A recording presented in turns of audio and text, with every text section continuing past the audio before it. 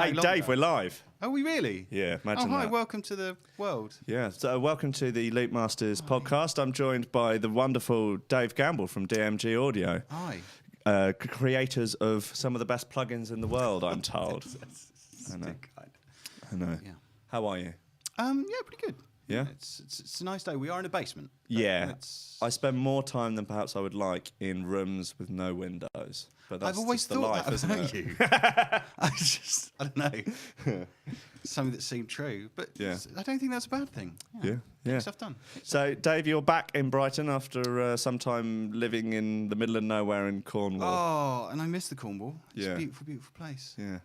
Love Did you to- find it love to inspiring for Cornwall. making plugins? It's an amazing place. It's beautiful. It's also very bleak. Yeah. Like in a Cornish winter, unless you actually, get out of the house, you're not going to see any other humans. No. It's kind of like in Cornwall, the world has already ended, and you're kind of into that zombie apocalypse phase. And it's like it's kind of got that stark bleak. It's like being in Fallout, the computer game. Yeah. It's quite good. For Do you go around armed just in case? Sort of Cool. marauding gangs of looters that might come in and try and steal your half-built compressors. I have to admit, actually, I've never seen a game of looters in Cornwall. No. It's just really chilled. It's just it's more like Everybody's Gone to the Rapture. If you Yeah. played that, I don't. Okay, yeah, that makes a bit more sense. Yeah, but sort of half drunk on very strong local cider. It's not though, is it? It's Betty Stoggs, isn't it? It's real ale down in Cornwall now. Is it? Oh yeah, Oh. it's all happened. It's Well, gone I'm on. out of touch with the Cornish communities, clearly. Well, you got to stay on top of it. Yeah, It's important. very much so. Yeah, back in Brighton, loving Brighton. Yeah, back in Brighton, a little bit more back into the folds of reality and Being able to technology. go to and shops and Yeah. see other humans. Yeah, It's imagine kind of- that. Yeah, I'd forgotten what people looked like, but Yeah. arms, legs, faces. It's good. So I'm trying to remember how we got introduced. In fact, I know how we got introduced, which I was know how we through got introduced. Gerald Yeah. of Dogs on Acid fame and infectious. I believe. Infectious PR, New Urban, and one half of a dubstep boy band Cutline. Was he? Yeah, yeah, very true. And so we met when I was sharing a space with Scott. Yeah, I remember Scott those Diaz. days I know. with your taxidermy Yes. all around the studio. Yeah, well, people may remember from the Loop Masters video that I did for my artist pack. I'm in that studio with all the foxes and the other various stuffed animals Don't think that enough my people girlfriend are didn't want in the house. Not enough people are talking about the beneficial acoustic properties of taxidermied animals. Do you think? It's because there aren't any, but But I mean, I guess if you had a giant taxidermy bear, let's say you had a grizzly bear, they're big boys. Yeah, they might be 8-9 foot tall. Big, what you get one of those in the corner of the room. It's going to soak up some bass, isn't it? it's a bear bass trap. Yeah, Was that? Did I just do a grime? Did I just do grime lingo? it's a bear trap. Yeah. And so we sort of bonded over a love for, geekery and coffee and other business. Had you started DMG at that point? Oh, yeah. Yeah. I was When working did on you start Compassion. it? Oh no idea. We'd have to go on the internet. Over a decade ago. Oh, really? I Okay. think. Yeah. But I this mean- was quite a long time ago, actually. It was. End of the noughties. Blimey, Yeah. almost a decade ago. Terrifying. Tell nobody. What was the first plugin that you did for DMG? The first DMG audio plugin was Equality, which is still amazingly, I'm still supporting a 12-year-old plugin. It's like ubiquitous in post. If you go and make a movie now, that's your EQ. Really? Yep. So I'd say tomorrow, but maybe actually tomorrow and Saturday, I'm going to be adding some new features. Oh, really? To a 12-year-old plugin. That's dedication. Yeah. Start charging for the just- new features. That's my advice, Dave. No, Don't no, do no, it, man. Don't Buy once, just don't do buy that. once. Yeah, exactly. Yeah. It's like, Or you don't just keep releasing like a second version of it that's got a couple of extra features and then no. You're too nice, Dave. You're too nice. maybe, but I could do it. Someone do it. I do remember us having a chat about that plugin many moons ago, and Yeah. saying like, it's really good, is it? And you're like, well, I've done the maths, and they are perfect. So Yeah. yes, Well- yes, it is Optimal would have been the word I used, but yeah. optimal. Okay. So when did you? Okay, right. Let's go. Spot the mathematician. But Okay. Yeah.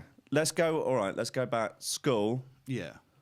I'm presuming you had an interest in maths. Well, I got a computer when I was really little. Right. I thought that was loads of fun, and they were like these books that came with the book, like the user What, manual. for programming, yeah. And it told you what to type in. So you type the thing in, and then it'd be a little game, and it was fascinating.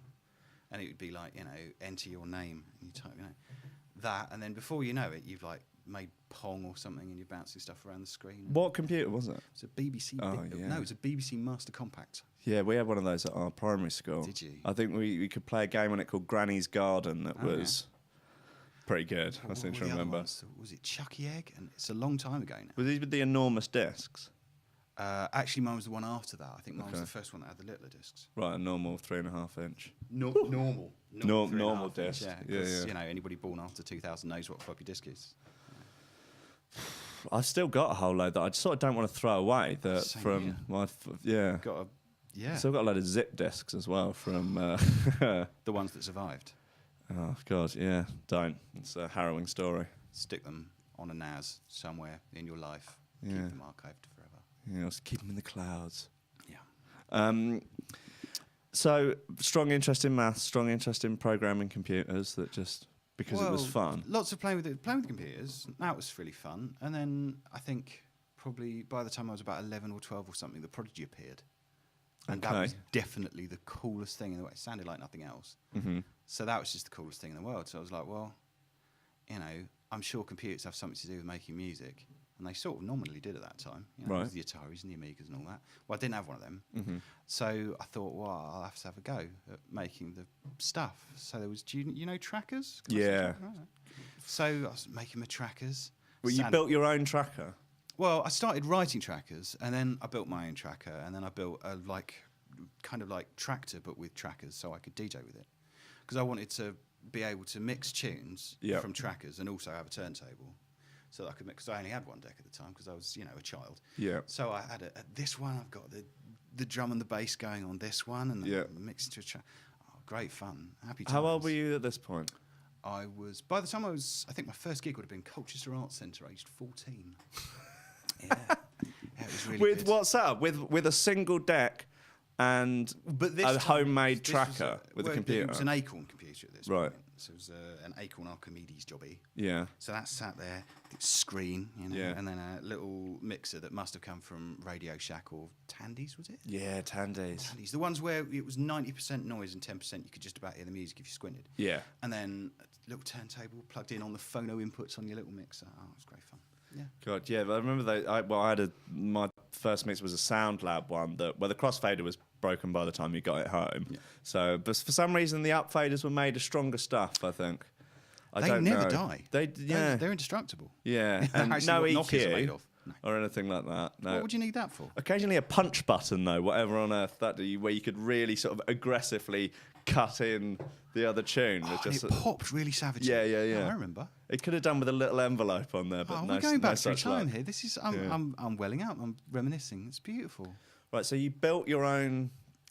Well, you had to do that, didn't you? Because if you wanted to mix trackers, how else could you possibly do it? I couldn't afford to go down Music House and cut a plate. Yeah. And if I had, it really would have been a savage waste of people's time. It would have, they would not. This was not good music I was playing. I was a child.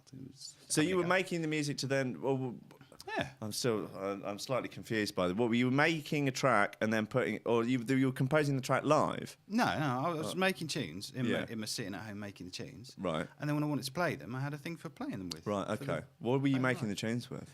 Making the tunes with. To start with, I used a program called Digital Symphony, which was a tracker program on the Acorn. Wow. And I think at a certain point, I just started making little bits for chipping into them. It was a file format, so it was like, well, I'll just nudge that a bit. Okay. It was good. That sounds terrifying. It's what you do when you haven't got a Roland W30, isn't it? Yeah, well, I mean, when that's all you got, and you've got a lot of time on your hands as a 14-year-old boy. Really do. You've got a bedroom to be in for a lot of the time. Yes. Yeah. So, right, post-trackers, leaving school, university. University, yes. Go on. Good times. Well, I was still, by this point, I'd actually got my hands on a second turntable, which was very exciting. Mm-hmm. And they were both belt drives, and I could get records in time. Sound Labs? Cams? No, they were two different brands. God only knows now. Well, no idea. No idea. I don't even know where they went. Right. Somewhere lost to history. 2, very rubbish. Do you know what though? For learning to scratch though, belt drives, rubbish turntables, absolutely the right way to learn to scratch. Yeah, I forgot that you were quite a proficient scratch DJ. Okay. Well, I'm not sure that's true. Oh, right. I mean, I know well, John not Mark. better than me. John well, Mark's a yeah, scratch but DJ. I mean, no one's proficient compared to John Mark. Well, let's just say there's John Mark and I don't exist. Right. That's, Well, okay. That's probably better. Well, let's just say, modesty aside, better than me. Remains to be seen, but sure. I get the noise, and then it goes. So it doesn't change much.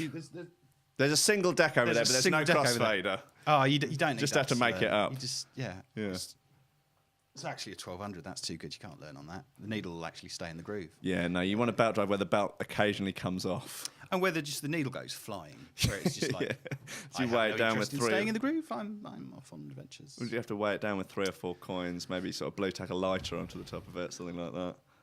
Happy days. What did you do at university? What was your degree? I did computer science. Right. At the University of Warwick. Very nice. And it was very lovely. Did you get first? No. Oh. No, I didn't. No, I really didn't. Sure you were capable. No, thanks. No, I did get the project prize though, which was lovely for, believe it or not, an EQ. Right. Yeah. Well, there you go. It was. Oh, there's a version now. You've seen Spline Eq? No. Oh, it's Spline Eq. Spline EQ. Oh, Spline EQ. Yeah. Spline. Spline EQ. You draw the EQ shape with curves like you were using Adobe Illustrator. Spline EQ. Yeah, that's a real thing that you can buy for money. Oh, VST. Yeah. You go. Yeah. So I did that for my project. You made this. Well, I mean, not that. That's somebody else's. Oh, right. You That's made a similar somebody thing. else's Yeah, right. I see. Okay. Yeah, I see where we're going with that. Yeah. That was, a long time before there was that for sale. Right. What would be an advantage of being able to do EQ like this? You'll notice that the DMG audio lineup does not currently include a Spline EQ. Right. Okay. Just Don't leave have it an there, answer yeah. for you. Yeah. Okay. It looks like a lot of fun, and you can draw fun pictures, I guess. Hey, it's really cool. I mean, so the idea. So I was doing it with Focusrite at that point. It was like project with industry kind of job. Right. So the idea was we'd got these audio precisions, which is test gear. So we've got the Focusrite Red EQ on the desk, beast of an EQ. Right, and we run the audio precision through that, and we get these curves out. This is the frequency response of it. Oh, beautiful. So how are we going to match this up? Well, let's assume we know nothing about how the inside of the box works. Well, let's fit curves to the plot out the audio precision. Does it sound like the original hardware? Yeah, it does. Interesting. Okay. So that's kind of where it came from. That's why it was like that. It's like, what if we wanted to be able to just replicate any shape? Well, yeah, all right. Okay. Yeah. Replicate That makes shapes sense, with doesn't it? splines. You use Illustrator. You can trace the edge of curves. Yeah, go on. Right. How about that? There you are. So you started working with Focusrite while you were Straight still out at uni. university? Okay. Well, so it's like you do your project with a company, and then if you're lucky, you get a job with the company when you graduate. And they're like, yeah, come on board. And I was employee either 12 or 13 or something, depending. Oh, really? Well, strictly, Simon was outside the front. Hi, Simon Jones. Was outside eating a banana first, so he might have been there first, but I got across the door for, I don't know, 12 or 13, somewhere like that. Splitting hairs, really. Yeah, I guess so. So, but yeah, we were little. It was an amazing company. It was good. What were the first big products that you started working on with them? The first things I did, so I did the Forte suite, which is a TDM and RTAS plugin. I don't know if it's even still around, but that was circuit models of the ISA 110, ISA 130, which were many years prior. Focusrite, originally, there's 2 Focusrites. The first Focusrite is a Rupert Neve company that makes mixing desks. Mm-hmm. And it made 2.5 consoles of what were they called? There's a whole documentary on this that Focusrite did a few years ago. It's really good. Was it actually the Forte console? Might have been the Forte console, which is just huge. I mean, huge. Each channel is just massive wedges of metal with loads of circuitry behind. So that went bust. And then Phil Dudridge, he of Soundcraft. You've heard of it? Yeah. So Phil had just sold Soundcraft to Harman and went, I'm going to do a thing. So he bought Focusrite off Neve and started Focusrite as it is now. Okay. And one of the first things they did was like, well, we've got these orders for these consoles. the huge mega Forte design is just bonkers. So what we'll do is we'll try and make it actually feasible to build these things. So then we did the studio console. Those studio consoles, they sold loads of, and they're all over the world, and they're loved and revered. And you would, each of the different bits. So there's a grid that you get that's your console frame, and you put a bit in at the top and a bit underneath there and a bit there with your fader in, blah, blah, blah, blah, blah, and you populate the thing. So you had a 110, which is a mic pre and an EQ, 111, which was your send module, 112 was the fader. We could get a 112 GML with George Massenberg automated faders, very, very nice. And then you could buy a 130, which nominally you'd put in your center section, unless you were like really, really plush. So you'd get that, and that was like your compressor, an EQ, and some filters, and a de-esser. Right. Did I just say gate and expander? No. No, that too. Right. So it's just a little module. I mean, 500 series rack format. Yeah. Very much like that, but slightly different shape. That's the thing that you get into when you started to really when you've really got infinite money and you've already spent 500 series. thousands on modular. Yeah, right. I'm going to get into 500 series now and just make everything louder. But it's different. I quite like 500. It saves you buying so many XLR sockets. Right, yeah, fair enough. And soldering them up, which I have spent maybe too much of my life soldering XLR sockets. Yeah, but this is look, if you think you're spending too much of your life soldering stuff, when I say that my modular cables are too expensive, don't recommend to me that I just buy 100 of the bits and solder them all myself. But you'd just be make your done own to- cables. There's a difference between, spending 10 minutes. What is that? 10 minutes soldering up a couple of cables versus, just an endless sea of XLR sockets. God. I just soldered 11 onto the back of a unit for a friend. Right. 11 XLRs. It was a 1U. It was just XLR. Hi, Matt. Yeah. So it seems to be in your spare time you're building hardware compressors for fun. I mean, it's not clear Because you don't whether seem to that's... be building them for actual using. They go in the rack though. Well, so I mean, the company's always been research-led, right? Which is, I'm not going to make a product unless I feel like there's something really good I can do. And to feel like there's something really good I can do, generally I've got to have some maths. So when I did equality, it was because I was sat on a big lump of maths that I'd done. I was like, this is not out in the world. No one has this. Still, actually, amazingly. So what does isn't that out mean in in the sort world. of in terms that I can understand when you say you're sitting on a big load of maths? I've looked at a problem that pertains to some aspect of processing audio. Yeah. So in this case, for equality, it's like, how do we have a frequency response out of digital EQ that best matches an analog equivalent? Okay. Right? Because I don't know if you've watched, why would you have? But there's the whole history of like digital EQ where digital sounds brittle and dark, and then blah, blah, blah, blah, blah. And a long history of people complaining about digital, how it sounded. And then somebody goes, okay, well, we use this technique for designing EQs instead. And it's like, oh, well, that sounds loads better. And now digital doesn't sound dark and gritty anymore. Okay. And so I just thought, well, what's the end of that process? How does that go? What's the optimal solution? So I sat down and worked it out, as you do. With a pencil? Yeah, mostly. Yeah. Actually, a biro. Like a true mathematician. On a giant chalkboard in front of a class. Excuse for a mathematician, for a desperate attempt at one.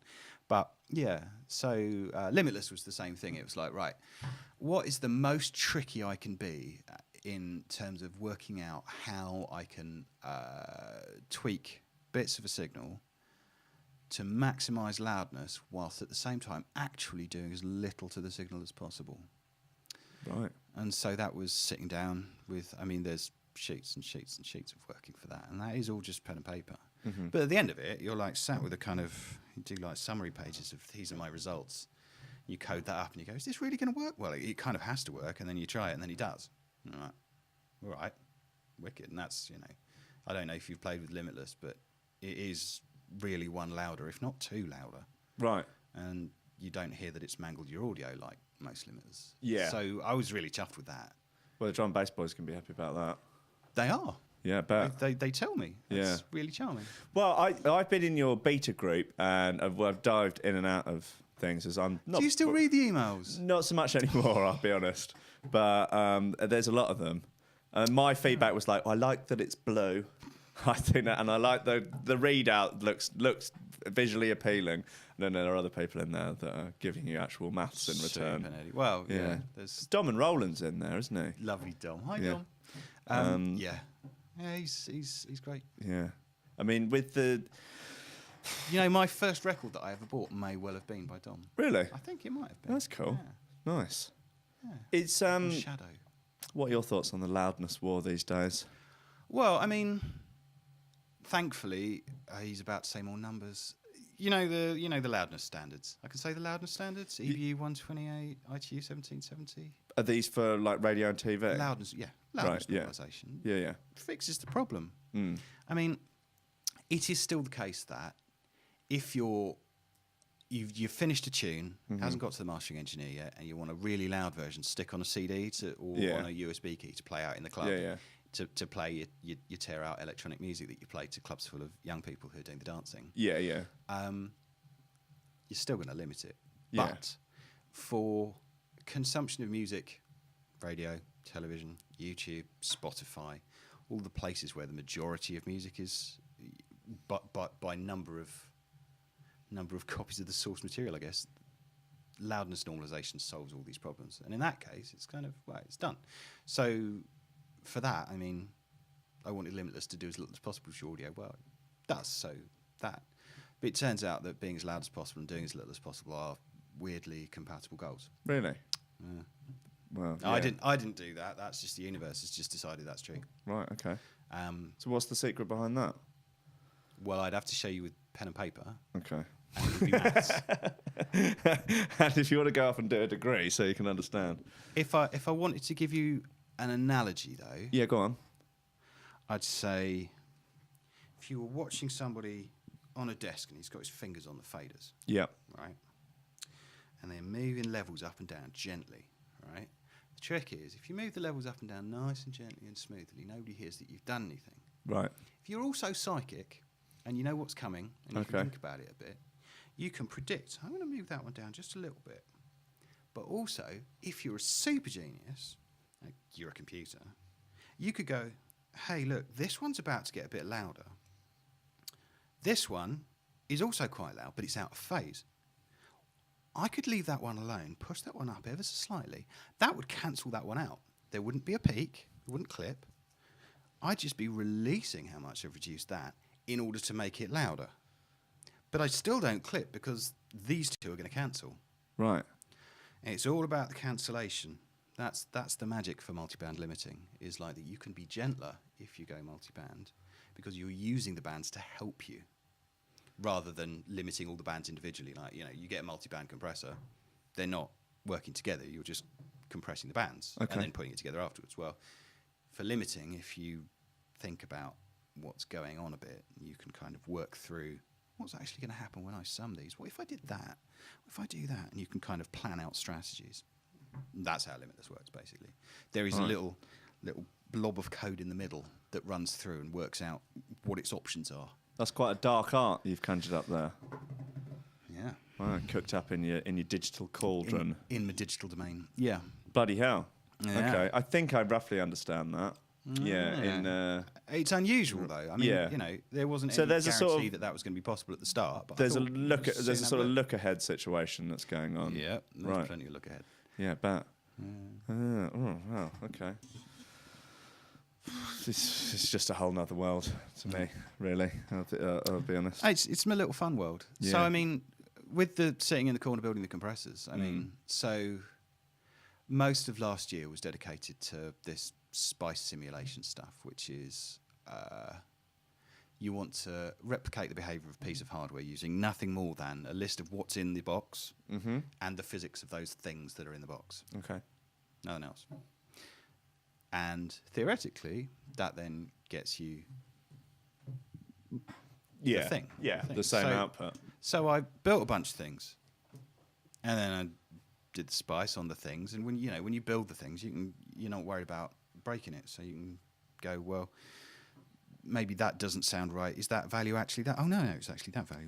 You update things, and you can see that actually using physics to describe electronics does work amazingly, which for an electronic engineer is an entirely uncontroversial thing to say because that's how all of electronics engineering is done. But over here in audio, where we're kind of a little bit in our own little corner with special cables, sort of has to be proven. So, I mean, even to myself, and I'm try to be as sciencey as I can be, but you still sort of wonder, is there magic? So I'm always on a quest looking for magic, for bits of gear that make things just sound magically and wonderfully different. So I've been building them all. And, I mean, you know, I went through all the EQs with Equilibrium, and they all ended up in Equilibrium. And is there magic there? Yes. Does it translate to digital? Absolutely it does. Is it all in Equilibrium? Yeah. Is it really magic? No, it's interesting curve shapes. So in Equilibrium, you can pick different classic EQs and it will emulate them? Full list, yeah. Yeah. All the different things, different field mods of particular consoles and, you know, all the things. It's all in there. How many different things did you test? I don't know. You'd have to go through the manual and count them. But there's a lot. Really? I think there's 12 different peak types and 6 or 8 different shelf types.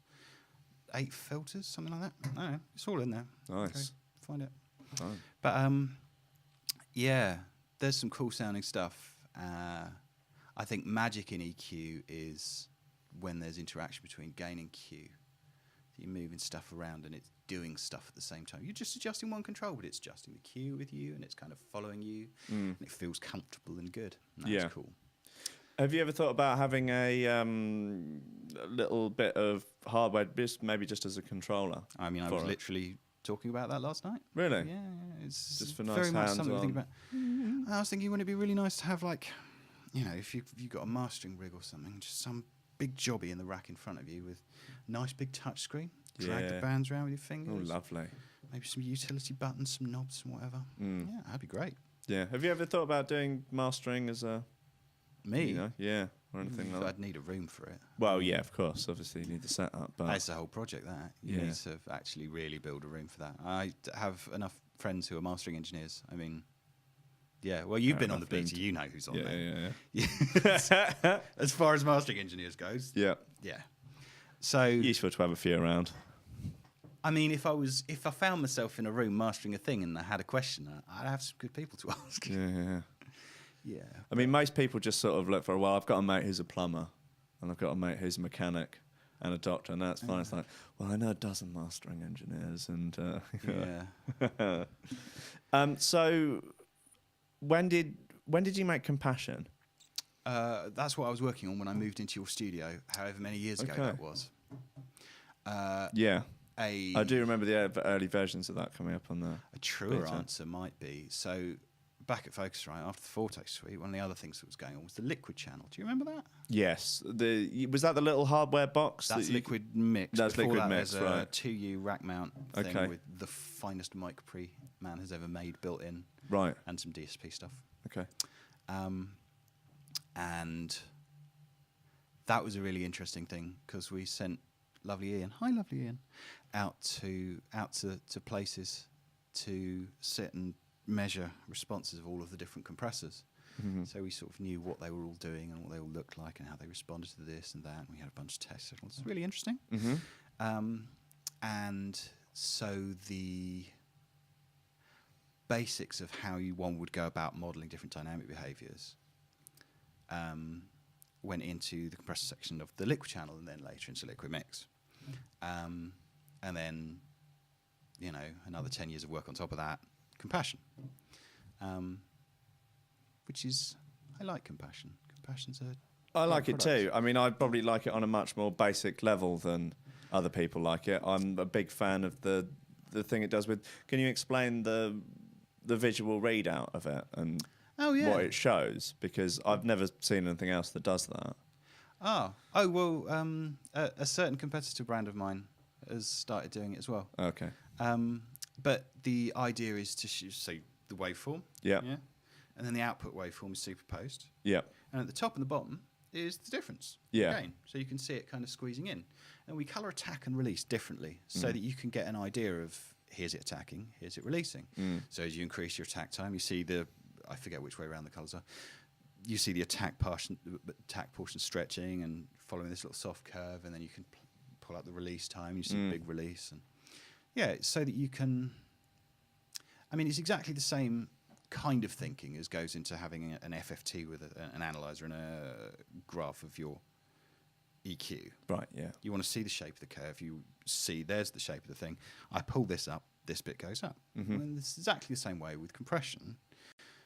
Thought it would be good to try and tie, well, I can see my signal, see the gain reduction going on. Let's see if I can bring that to you as feedback. So it is, best I can tell, seemingly really true that if you give someone an EQ with an FFT and the curve, they learn it faster. Right. And they get faster with it. And they get faster results with it. Because there's a feedback cycle confirming what they're seeing and what they're hearing.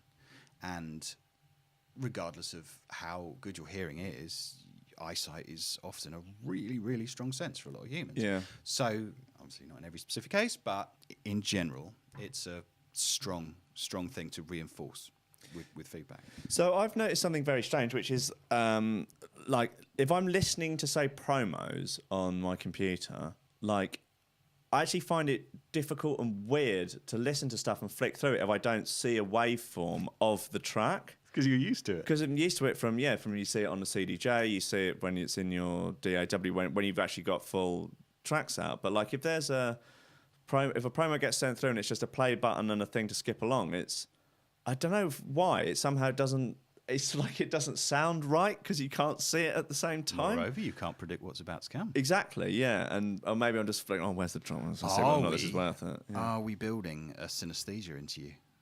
Well, I've always had this sort of mild form of synesthesia where I can tell you what colour stuff sounds, which is very strange. If I, pick a record out of my collection, I'll tell you what colour it is, which is, quite weird. And also different sounds within it. Like when I'm making a track, I will use for a particular kind of drum and bass. Like if I'm making really hard skull step, I'm going to use more brown drums. Did you say skull step? Yeah, like that sort of sort of insane, super hard drum and bass.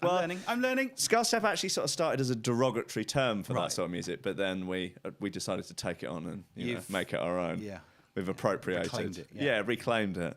So I would use brown and a little bit more silvery drums for that. Whereas, fair enough. A more liquid track, they'd be a bit more blue. It's quite weird. No, that's fair enough. I think that's probably why I really liked compression so much, but actually being able to see. And compression is a sort of, like, I think a lot of people will like dump compressors onto things, not really understanding how it actually works. So it's like, it sounds fatter now. It's like, well, you've just turned the volume of it up a bit. But weirdly, so in building all the things, I've come to a position where actually I think it can be justified to just throw a compressor on it. Right. So Or just throw 5 instances of the same one on it. Yeah, why not? Yeah. I guess so I mean, here's the thing, right? If you're using a compressor because you've got a specific dynamic purpose that you want to achieve, you're like, I want to bring the transients out in this, or I want to tighten that, or bring out the body, or I want to even out the level in this. Like, okay, that's a different thing. That's you're doing science. Yeah. Go get compassion and like you can tune it in good times. On the other hand, if you just want to vibe something, there are loads of old analog boxes that are not especially good compressors, but just have sounds. Yeah. Just add character. Got vibe. Yeah. So throw it again. Throw it 5 times. See what comes out. I mean, the 1176, you can. It's all right. It's a compressor. It's nowhere near as flexible as a modern digital compressor. It's all right. Tack knob doesn't work, but it just does nothing. No, it does, but anyway. 1176 though, you drive that thing, it just sounds like rock music. Right. Just sounds full on, angry. And that's the design of preamp output stage, bits of it. You can just use it as a vibe box. Yeah. LA2A. You don't even need to use the compressor on that. Just put bass into it, turn it up, and just have a good time. Just enjoy what happens there. That's just pour yourself a drink. Just soak that up. It's magical. Yeah. That, I've got to say, the LA2A, favourite piece of analog gear. Really? Yeah. Don't bother with compressor. Not interested. just the output stage on that sounds phenomenal. Okay, the compression's useful for things like vocals and maybe bass in a pinch. If you've got a unit that's really fast, like an old Silverface one, maybe you could put some drums through it. I don't know. Right. But yeah, just that output stage is magic. That is a great piece of circuitry. Interesting. There's one that I know a few people that are using a new thing called a Culture Vulture. The people are just driving stuff through like lunatics. Yeah. I borrowed one of those off a friend, hi Rich, and had that on the desk for a while. And did you like it? I actually struggled to get sounds that I really liked out of that. Right. It just seemed either like, I don't know. So that unit is a really old, like, British mic pre-design that's just kind of been jerry-rigged into distorting. Right. And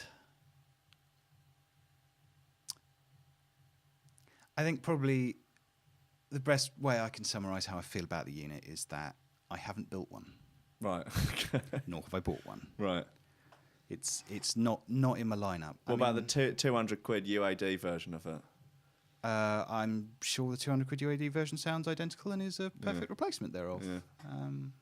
Because they're not cheap, those things. They're about £1,500 or something. It's a beautifully made piece of I valve bet. gear. Yeah. It's a beautiful piece of gear, but I'll just steal my mate's one when he gets bored of it. yeah. It's inevitable. But so there's this. There's a series. It's a 500. It's a 500 thing, but it's a DIY 500 thing. Right. DIYrecordingequipment.com. It's the Colour series. I don't know if you've seen these. Don't think so. So the idea is you possibly, yeah. Yeah, this little panel with some knobs on the front. Yeah. You get these little boards about so big. Yeah. And they've got a little bit of circuitry on. Yes. Yeah, I have seen these. Yeah. Right. They plonk in. Yeah. So there's a Fete Distortion on there, which consists of essentially three components: a little Fete transistor and a capacitor and a resistor on the way in. Right. Right. There is nothing to this thing. There's a little adjuster, and then there's a volume trim as well. Okay, full disclosure. A couple of little controls. And I'm sure people will be very upset by me saying this, I found that I could, generally speaking, get better sounds out of just that than out of the Culture Vulture. Right. I mean, it doesn't have all the features the Culture Vulture has. It doesn't have a high-pass filter. It doesn't have all the multiple different inputs. But in terms of heavy-sounding distortion or just little bits of warm vibe. Yeah. Yeah. Yeah, warm vibe is the... Stuff can have a tendency to be a little bit snake oily when it comes to this sort of stuff. It's like, you've got to run it through this and this channel strip, and you've got to run it through that. Yeah, and it's like, well, is that really doing much to it? There's a little bit of saturation on there.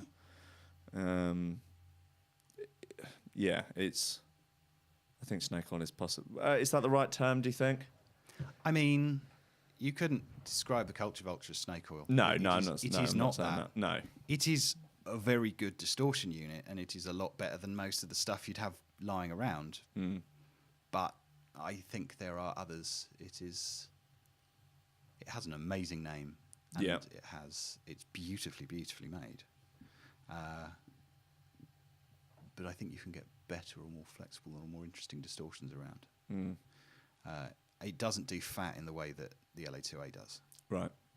Can't get that out of it. Just doesn't do it. Mm-hmm. Yeah, but warm is interesting. There is definitely a snake oily warm vibe, and I'm looking for it. Right. I want to find it. You want to find a snake oil that actually works. I want to find one that actually works. Yeah. I'm going to model that. Put some of that DMG magic in there. I've done the LA2A, and it sounds amazing in the box. It's just special sauce. You just pour it on stuff, and you have a good time. But I'll have the warm. Send me the warm. Hey, if anybody out there knows what the warm thing is, that's like for real warm. We found the Answers warmer. on a postcard. It makes everything all big and round and lovely and tingly, and just put it on every channel. Have you been up? Have you been up to the and then put one on the office? master? Have you seen all of the bits? No, I've shown you all the bits, haven't I? What, at your house? Yeah. No, I haven't been to it. I haven't been to the new house yet. I know. I have to say, There's a considerable number of things that Yeah, I I've bet built. there are. Well, I've been to the old house and I saw a lot of things there. There's a lot of things. It's got a lot worse. How did you? It's got a lot worse. How did you start actually getting into understanding the fundamentals of electronics and then building electronics from scratch? Right, baby. Oh, really? Yeah, I mean, so we were hardware when I started there. So there was all these like clever electronics people I could talk to, and they told me clever things and Okay. showed me how to not burn myself with a soldering iron, and That helps. how to do that. Oh yeah, good times. Yeah. And I have to admit, I never really understood electronics. I don't think until actually building my own spy simulator. Right. That was when I had to do everything from first principles. That's when I really understood it. Mm. But yeah, I mean, the idea of how do we knock up an EQ? So how would I go about doing this? Let's say I wanted to, build the most basic hardware compressor I could build. How would I go about learning and actually doing that? And you're not allowed to say, I'll just come around yours and you'll show me how to do it. But like, how would anyone? The question is, how much are you happy to have someone do for you, right? Well, let's say I wanted to do it all myself. Where would I go? Completely by yourself. I don't know. I mean, is that too big a ask to start off with? Well, I I don't know. mean- Let's say there are people out there that are going, I do quite like the idea of getting into fiddling with some hardware. I suppose the question is, how big a circle of suppliers are you happy to have? Are we talking about you're just going to get everything delivered from Farnell and it's just going to be chips? Well, I say what might be a good start would be I've built a couple of modules from kits. Yep. That's got to be a good start. You teach yourself how to solder that, realise you've soldered everything Yeah. onto the wrong side of the board, and then Lovely. yeah, well that was a laugh. Good yeah. times. Then having to give it to someone else to finish. That's my favourite. The magic trick, by the way, when you start soldering, get yourself a lead bender. A lead bender. It's a £1 piece of plastic that's in a kind of triangular shape. You put your little resistor on it, and Right. it bends the legs around it. Right. And it means that when you put it into the board, it looks really neat. Okay. That's what you do, man. It's Lead great. bender. Yep. Banging. That and tape Alright. your components down Pro before tip. we solder. Tape them down. Take them down. Yeah. Push them through. Take them in. Next one. Tape. Tape. Turn it over. Cut your legs. Peel the tape off. Right. Check you're happy. Burn yourself with the solder. No. You don't do that. Okay, fine. Get a little sponge. Always keep sponge wet. Yeah. Always got to have a wet sponge. Yeah. Yeah. Don't that's inhale just too true. much of the smoke.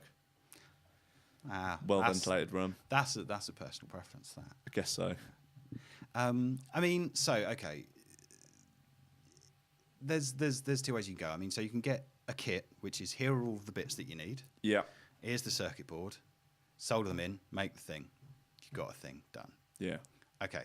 So you could buy a circuit board separately. Get a list of components, all of them yourself. Put it together. Yep. And then if you get into designing circuit boards, well, Then you're in another. that's a big job. Yeah, that's, you've at that point you've got to learn. Well, at that Software. point you've got to get a design from somewhere, Yep. which is a schematic of what you're going to have and what it's going to do and how it's all going to be connected. Mm-hmm. And that you then convert to a circuit board layout, and then you learn to etch boards, or you send them off and have them made in China, and they come back in 3 days for no money, which is the new thing. Really? Yeah, that's what Wow. they do. All of the all of the hack spaces and things. They'll get circuit boards made. Really? Oh, yeah, it's pretty clever. All right. 3 days. Apparently so. Yeah. You've got to order 5 of them, and it costs £12 or something. Yeah. Seems like anything I buy these days on the internet just comes from China anyway, even when it doesn't look like it's going to come from China. Suddenly a very mysterious-looking package comes through the door about 3 weeks after I ordered it. I was like, what even is this? And it's like, some yeah. T-shirt I bought drunk off Instagram. Winning. Yeah. Yeah. Right, okay, so then... And in terms of where the design comes from, yeah. well, either you're going to take a design from something that already exists, and Yeah. maybe monkey with it a bit or don't, Yeah. or you learn electronic engineering, Right. and, that's off you go to university, Yeah. 3 years. Yeah, it does sound a little bit involved, actually. I've not perhaps got as much involved. I time mean- on my hands as I might need to learn how to make the a place compressor to from go- scratch. GroupDIY.com. Right.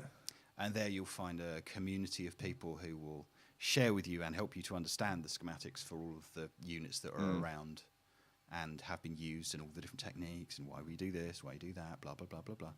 And people who will help you learn to etch boards or lay out boards. all that kind of stuff, and people who will sell you boards for this or that, or somebody you could pay to lay out a board for you so that it looks really nice, that kind of thing. That's pretty There's a cool, lot of isn't it? community there. Yeah. This is one of the wonderful things about quite geeky people is they're always quite happy. Generally, 90% of the time are quite happy to share their geeky information and to somewhat show off about the geeky Playing information, together. which is great. Playing yeah. with friends. Yeah. Cool. Yeah, which is... And you get audio gear out at the end of it. Yeah, no, that's It's, good. Yeah. Yeah. Okay, so let's make it slightly more simple. What if I wanted to make a plugin? If you wanted to make it simpler. Yeah. So- Well, not make it... Well, at least I don't have to buy any parts. Yeah. Apart from the laptop, obviously. Yeah, okay. Where are you going to start with the plugin? You need a programming language from the off. Okay, so let's say I want to make a volume knob. Yeah. That's as simple as it can get, really, isn't it? Unless you want to make a mute button. Yeah, I mean, Either I'm or. fine with that. You still got to have a programming language. Yeah, okay. So Generally speaking, you need to learn C, C++. Okay. There are ways around it in, I think, Reaper, where you can use JavaScript. Right. Is that true? Or Lua or something? There's some other things. But broadly speaking, if you're talking about a VST plugin, excluding that one guy over there who uses Pascal for some reason, it's an old programming language, plugins are made as C, C++. Right. You have two routes to go. Either you start at the bottom, work your way upwards, or you start at the top and work your way down. So either you start at the bottom you go to the Steinberg website and you get the VST SDK, and you add your code on top of that, or you get something like Juice or iPlug or ODL, WDL. There's a whole bunch of different options where someone has worked out the issues of supporting all of the different formats like VST, VST3, AU, AAX, RTAS, blah, blah, blah, blah, blah, blah. Yeah. Someone's worked all those problems out for you and given you one bit of code that you can sit on top of, which will then allow you to connect into all these environments. If you don't care about supporting all of the different environments, go for one small SDK and have less code in your life to worry about. Okay. But you would need to know some basics of object orientation and how to do code stuff. Right. There is a developer forum on KVR that might be a fairly supportive place to go, or maybe Stack Overflow. I don't know. I remember when I was I delved into making sort of learning to code apps. This is going back 3 or 4 years. And I ended up learning some Swift, which is the Apple language. And I built a app that would generate over 1 million different variations of your mum insults. Oh, yeah. So that's... Is that still around? Can I get that? I never finished the UI for it, but I do still have it on my laptop. Maybe you'd like to finish it for me, Dad. Yeah, you're on. It was broken down into like... categories of 5 or 6 different things that made up the sentence, and there was like 100 different options for each one. And so I'd worked it out. It was like, well over 1 million different combinations. And you just pressed a button and it just generated a new one. But I remember contacting you and be like, oh, hey, Dave, what's a good code language to learn? And you were like, here's a book of how to learn, like, that you could buy, of how to learn C. And it's like, and if you read this whole book, you will then be a C programmer. Yeah. I think I got, I don't know, maybe 5 or 6 pages through it. I managed to get the sort of Hello World thing nailed. It's heavy going, and you need to be persistent with it. But it's just the same thing as like, if you're going to learn to design circuits, you go study electronic engineering. If you're going to write programs, you go do a bit of computer science. Exactly, yeah. A lot of people can and do study on their own. You just throw time at it. Just stick with it. I think if you use something like Juice as your starting point for making plugins, I think that's quite a supportive community since Rolly's acquired that. Okay. And hi Ben. And then there's communities around these things that probably will help you and encourage you. Yeah. But I mean, you're still going to end up with, in the first place, making your first plugin. You're going to start off with a page that at first makes no sense to you, and then after a little while is going to be completely familiar and straightforward. Right. But it's that getting used to living in the world of code and why this is like this and why that's like that. Yeah. I mean, maybe probably there's actually on websites like lynda.com and those other like tutorial websites, what are quite useful there are like videos on like the fundamentals of programming that just, 5 hours of discussing the rules of like, this is an if statement. Code Academy as well. Yeah, Code Academy. And, we'll take you through, all of that sort of stuff. They often use different, the language that they're using in it isn't necessarily important. It's just understanding sort of fundamental concepts and sort of philosophy of it all. Yeah. So Dave, tell us about your big knob. Oh, happy times. Yeah. Many years ago, while I was back at Focusrite. Do you know what? We can date this. Do you remember Lola's theme by the Shapeshifters? Yes. You remember when that came out? Yes. I couldn't tell you the year, but I do remember, yeah. I'm pretty sure it was that same summer. A majestic summer. I'm not entirely sure it was that same, but I'm pretty sure it was around that summer, or maybe the year before or something. Filters were just a thing, and there was I sat with Logic 5 on a PC, trying to do the making of the music, doing the musicy things. I just didn't have any raucous filters, and I didn't. It was at that time when sound cards were sufficiently bad that you didn't want to go out of the box and come back in again if you could help it. Right. You remember that? Stuff would go out and come back in again. It was just Yeah, good times. So, needed a filter. Needed a filter that was good. So, I had a friend called Marco. Hi, Marco. Who is awesome. And he'd come over from Finland. And he's like a super music person. He does like super pop music in Finland and stuff. He's super cool. So we just went on a bit of a quest to make a raucous filter, and the big knob was born. And then for test, I was just like, well, who have I got around? And you can imagine the Focusrite user base and stuff. So people I knew through there. It was like, hey, have a play with this. I just gave it to a bunch of people. The original version actually had your name across the middle of the knob. Really? Yeah. And then that was a thing, and it was around, and it was good. And then at some point, someone was like, you should probably sell that. And I was like, interesting. So I went to my boss at Focusrite. Hi, Rob. And it's getting really annoying when I do that. I'm sorry. I guess so. I think you got about 2 more in before everyone just tunes out. Just make them count. Takes a hit. Yeah. So I went to Rob and said, hey, Rob, Focusrite want to sell this? Do you want this? I made this thing. It's kind of fun. He was like, nah, doesn't really fit in with our product line at the moment. You do something with it. So I found the Synopsys guys who had gatecrashed one of our Focusrite parties at a trade show in Germany. I think it was Music Messe. Oh, yeah. They just kind of broke it into our party because we had all the free drinks. It was really good. And so I knew them from there, and they were really cool. And so they started selling it.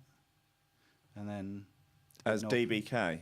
TBK. Oh, yeah. Oh, it was the big knob, but it was Dave's big knob to everyone that...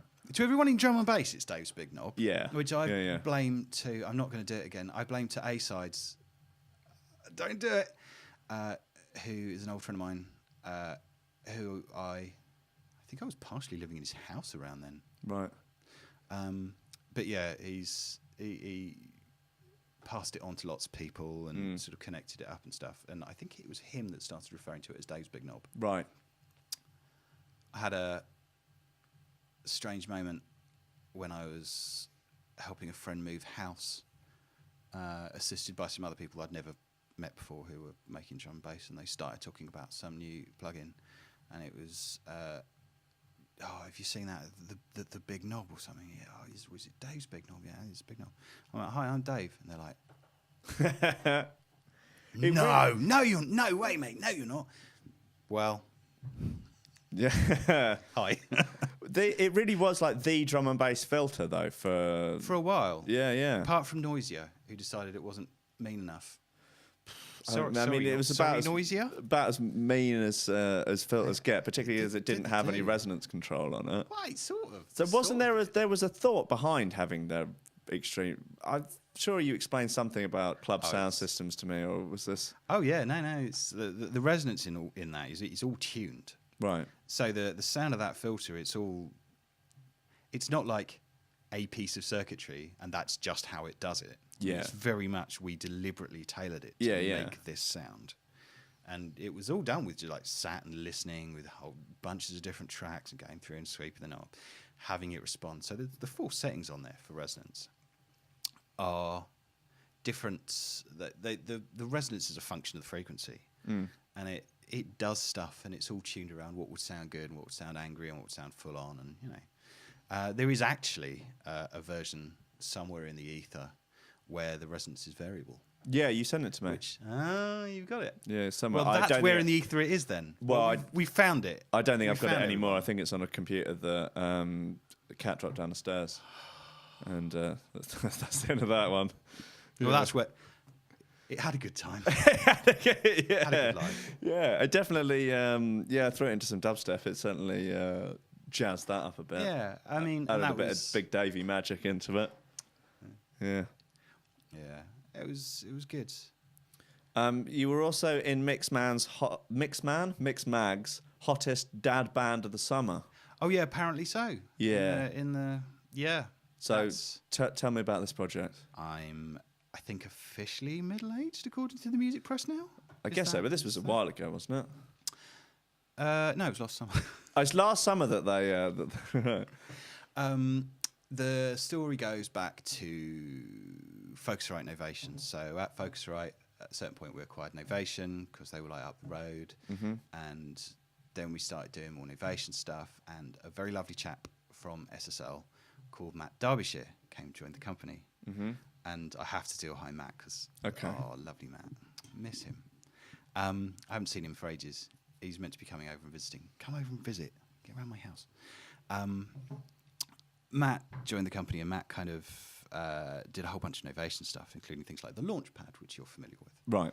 And he now has the London Focusrite office that does all of those blocks, and there's all the Novation apps. You can get Launchpad. Oh, yeah, of on course. iOS. Yeah. He runs that office. Right, and okay. all that stuff. So Matt, if memory serves me, had a really savage asthma attack, and he was in a hospital on some kind of ventilator. And whilst in the ventilator, he wrote the rawest techno EP of all time and came up with this idea that we should start a band. And the idea of the band that was that we should take music that's made completely out of samples and play it completely live. So we started with the first completely sampled album, which was DJ Shadow's Introducing. Yep. And played that live, and I was doing the scratchy bits, and we had Mike on drums, we had Mick on sax and keys, Rob on bass, Simon on cello. Simon on cello. Yeah. When he could be bothered Shout out Simon. when he could be bothered to Ableton join now. us. And Ollie and Jenny on vocals, and Andy on keys. Yeah, so, and Matt on more keys and guitar. Lots of people on stage, big stage full of people, difficult to play small venues. But Yeah. we did that for years. And then we had the idea that maybe it was time to do another album because that seemed like fun. So at one of our gigs, Mr. Scruff's wife was doing our warm-up, I think. And he came backstage and basically just snogged us all. Right. Until we all agreed to do the music of Mr. Scruff for our next project. Is that right? Next, come here. That's exactly Get in a line, the lot of you. That's exactly what happened. Yeah. And He's a lovely passionate man. guy. He's a beautiful man. His hugs are really good. So we did that for a few years, slightly different lineup, more people, and then that was lovely and fun. And then we thought we'll do another thing.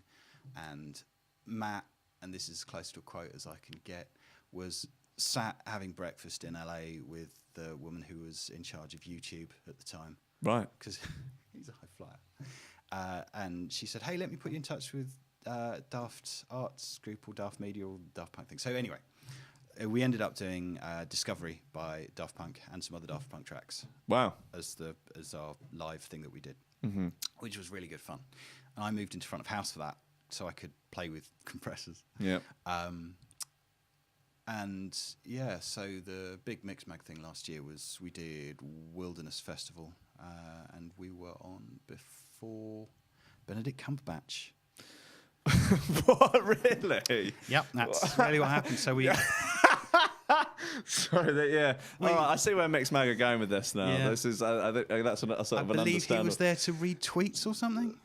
Right. So it was us just like booming it out with Daft Punk, hammering out the French house. There's a 5-minute. I mean, we did. This does sound about as middle class as it's possible to get, doesn't it? Well, Top Loader on before you, playing Dancing in the Moonlight on repeat. Yeah, maybe. Yeah. I don't know. I just shut off the set. Yeah, sure.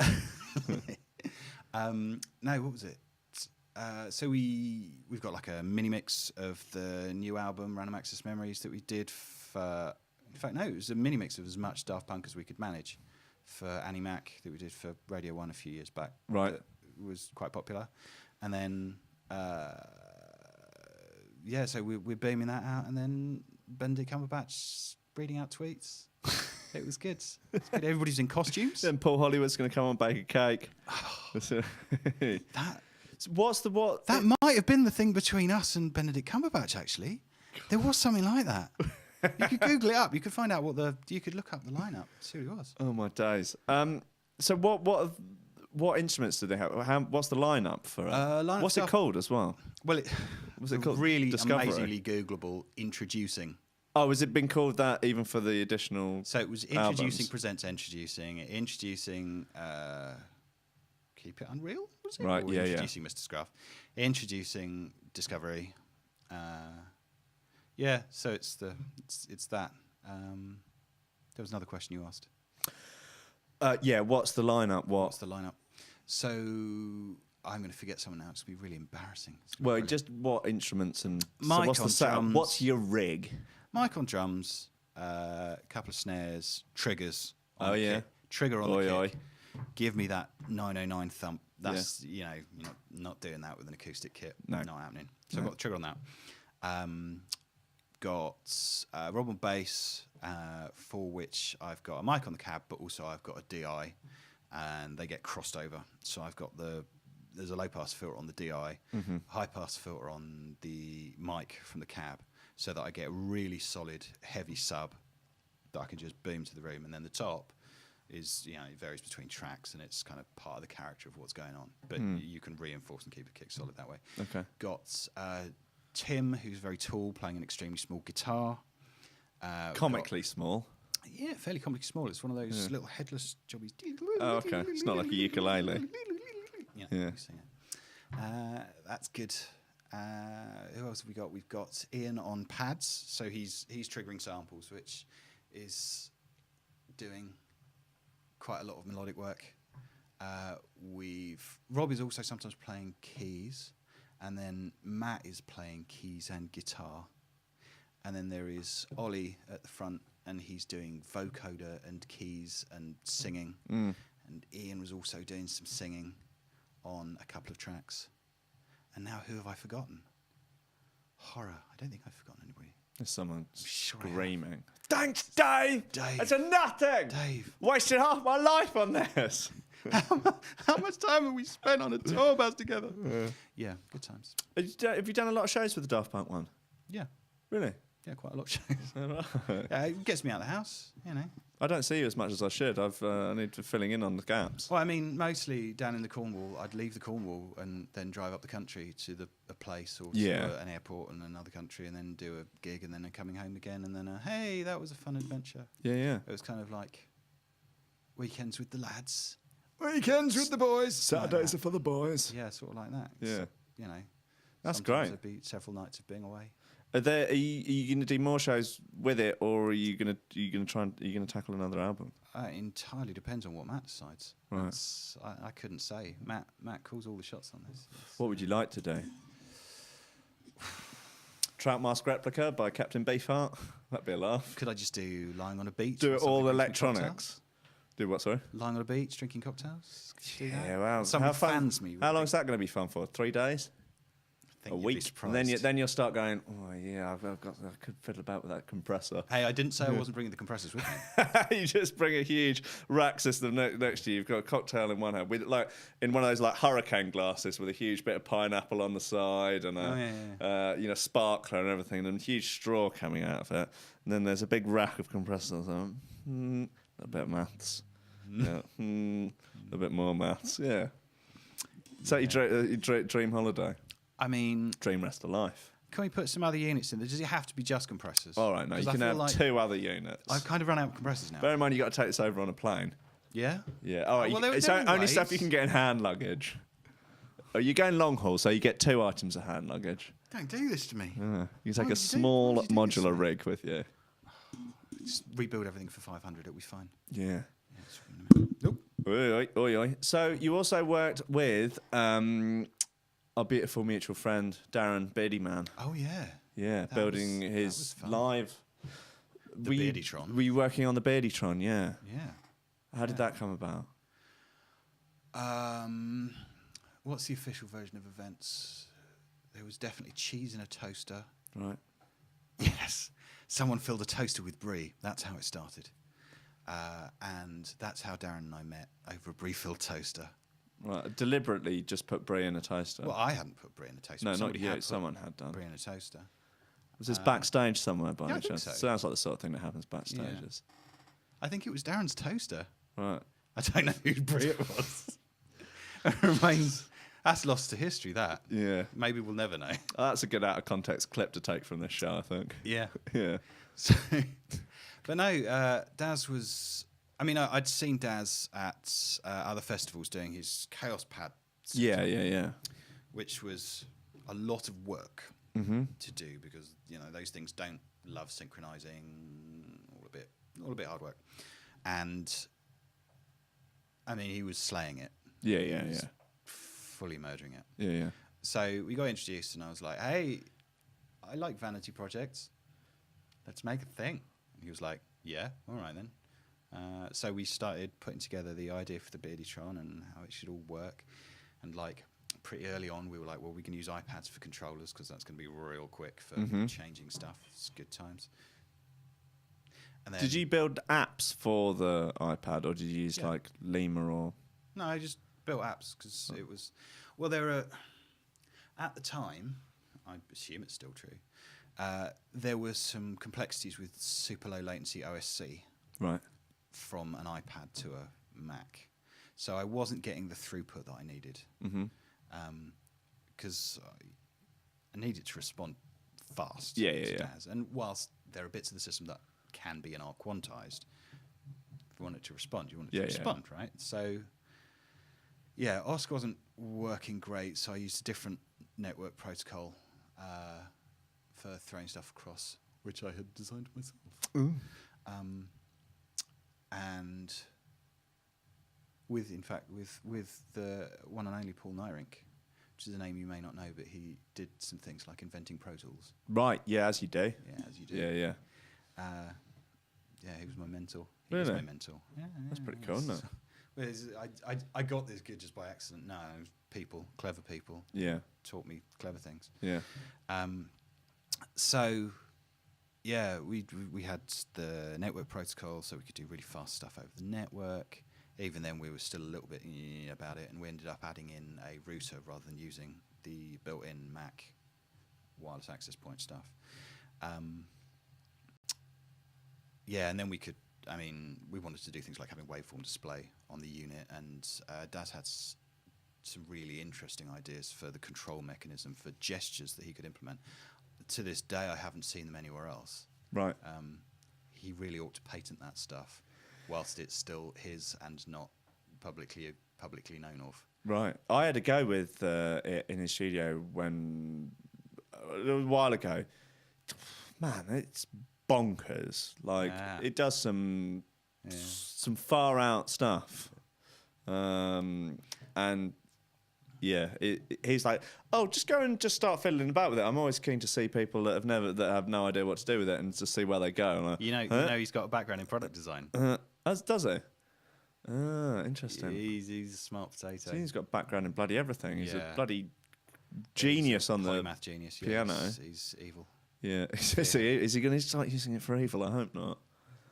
He should use those powers for good. No, we wouldn't know Yeah. until it was much too late. We're all watching North Korea, but secretly, we really should be watching Beady Man and whatever the hell he's cooking up in that studio before he launches it. I could see him. He could be quite a good Bond villain, I think. Yeah. I could see that working, yeah. You could do that. It'd be distracting Bond by making a noise that sounds like it's coming from over there. When Daz sort of moved in for half the week when we were working on the Beardytron. Yeah. Did you ever come around my old flat on the old flat? Yes. So he'd sort of moved in there, and we'd go out for the food that you have. Yeah. So we took him to some cafe that had particularly good pancakes, and we sat there.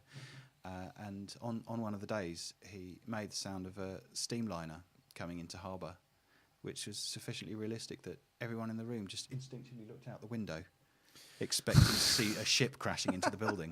It was, myself included, it was amazing. He is spooky. That's quite impressive. Yeah. Wow. Yeah. He's... I mentioned that story purely for its comedy value, really. Yeah. I do like, something that he said to me that I mentioned to you earlier, when me and him were doing a comedy video of me reading a sort of erotic love story between Jeremy Corbyn and Theresa May at Glastonbury Festival. I had assumed that was actually fact, not fiction. It is fact. Yeah. Well, actually, Yeah. I'm a whistleblower.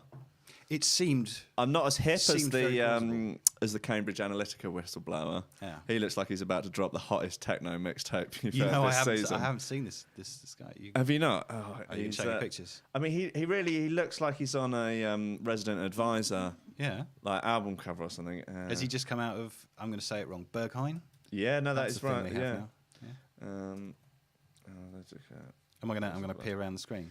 I guess so. I'll...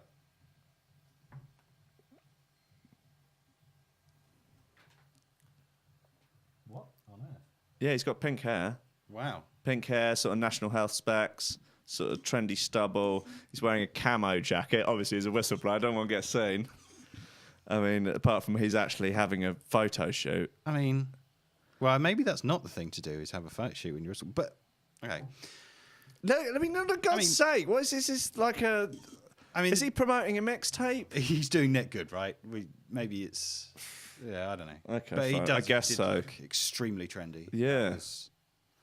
Maybe whistleblowing is the new trendy. Maybe that's what's in now. Yeah. We'll go down the lanes after. Have to go and find everybody will be whistleblowing.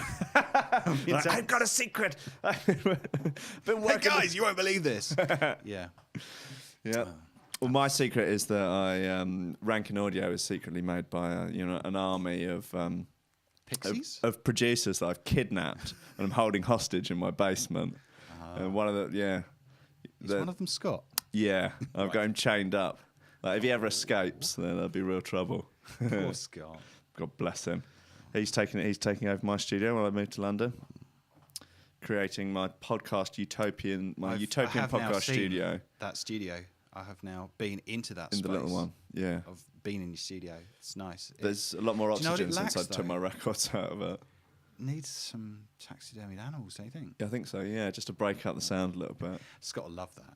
Yeah. He'll be so glad. Just got a bubble load of like, oh yeah, what, you didn't want like 3 taxidermy ferrets knocking around? It's like, it does wonders for the high end, Scott. It's a good look. It's a fine look. It's a good look. Right, Dave, I'm leaving it there. It's been absolutely wonderful talking to you. It's always fun. DMGaudio.com or .co.uk? .com. DMGaudio.com for multi-award winning plugins.